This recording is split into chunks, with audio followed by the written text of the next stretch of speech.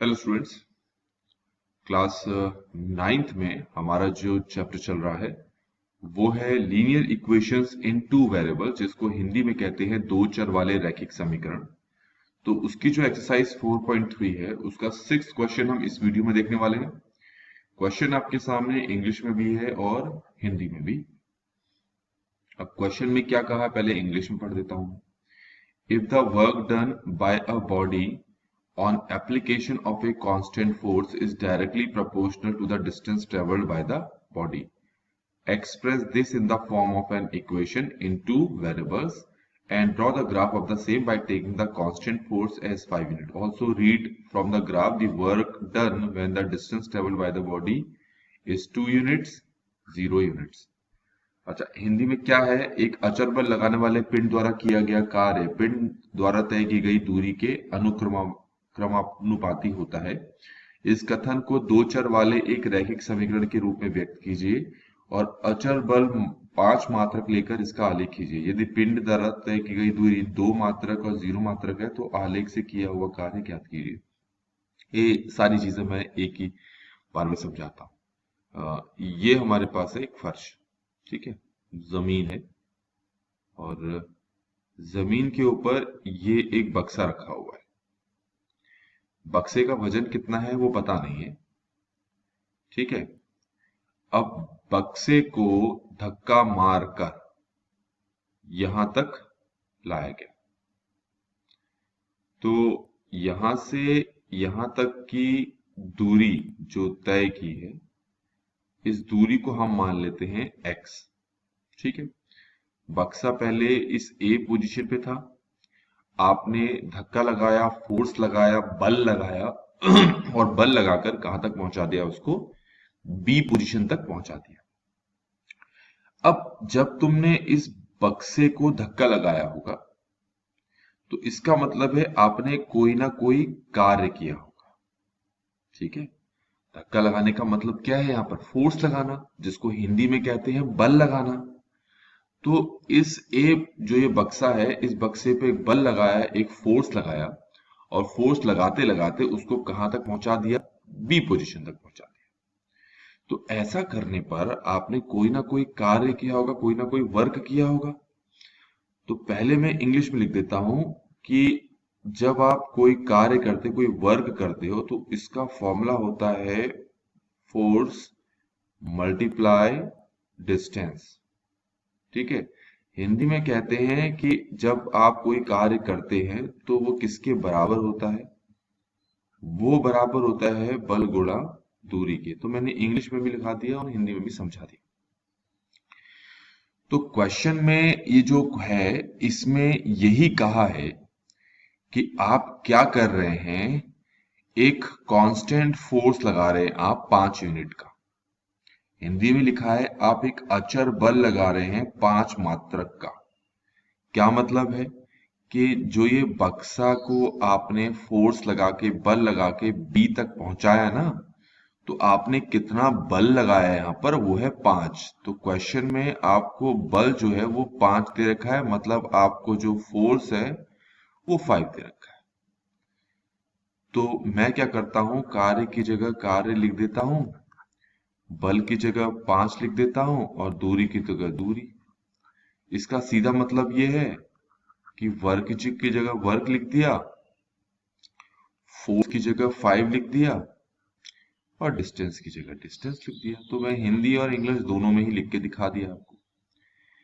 अब हम ऐसा मान लेते हैं कि जो वर्क है, जिसको हिंदी में कार्य कहते हैं, इसको रिप्रेजेंट कर लेता हूं मैं y से, ठीक है। इसका मतलब ये है इस बक्से को यहां से यहां तक ले जाने में आपने जो कार्य किया है, आपने जो वर्क किया है वो है y, और दूरी जिसको हम कहते हैं डिस्टेंस, तो यहां से यहां तक का डिस्टेंस मैं पहले से ही कितना मान चुका हूं, x।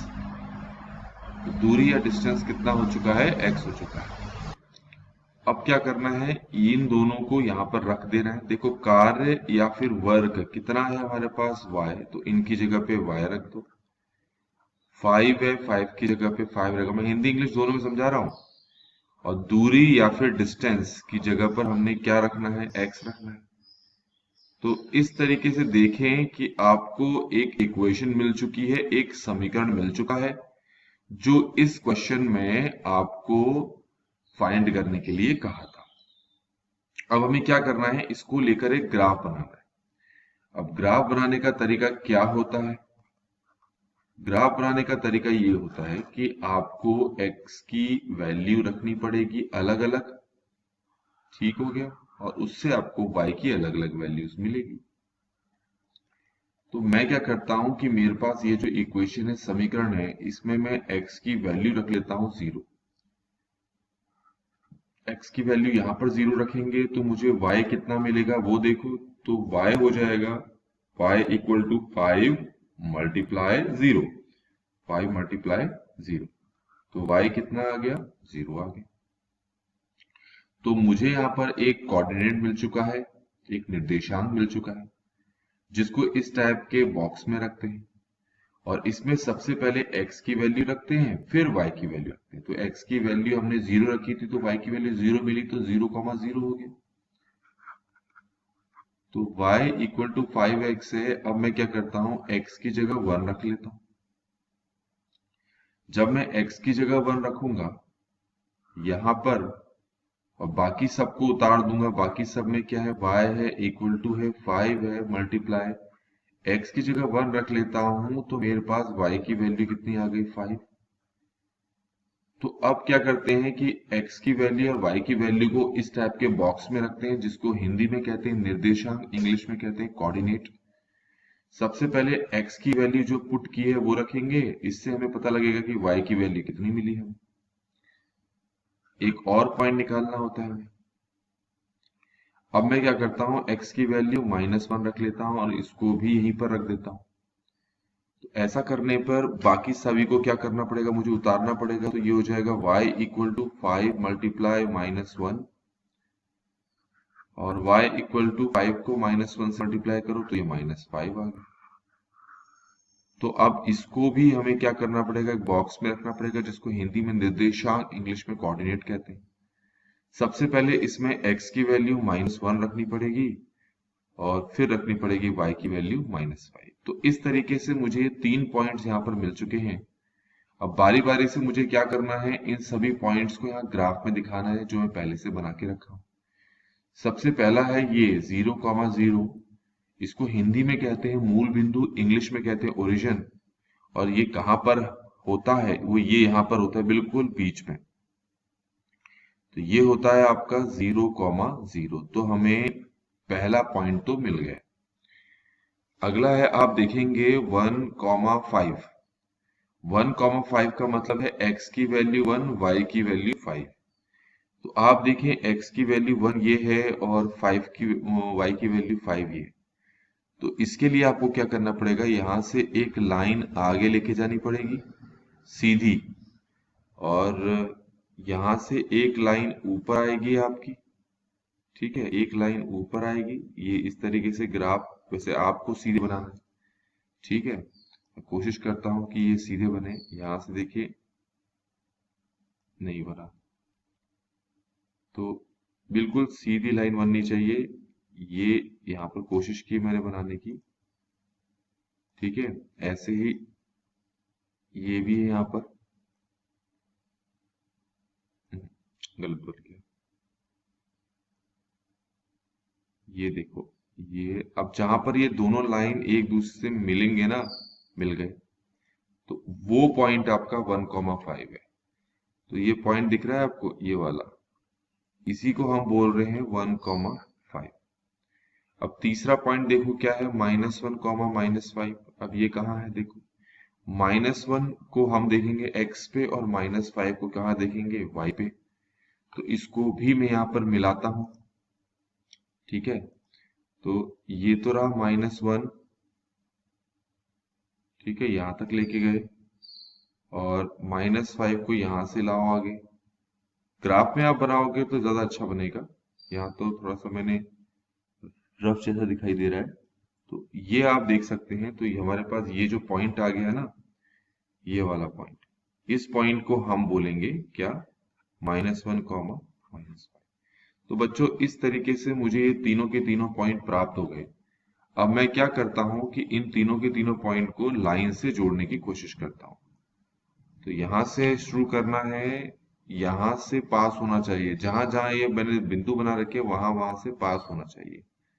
तो आप देखें ग्राफ आपका बनकर तैयार, थोड़ा सा ग्राफ सही नहीं बना लेकिन ठीक है, फिर भी अभी के लिए काम चलाओ बन चुका है। तो ये हमारे पास वो लाइन आ चुकी है। ठीक है, क्वेश्चन में एक और चीज मांगी गई थी, जरा ध्यान से सुनोगे। इंग्लिश में पहले पढ़ दे रहा हूं कि आपको वो वर्क निकालना है जब आप दूरी जो है वो 2 है, मतलब डिस्टेंस आपका 2 है, तब कितना वर्क किया है।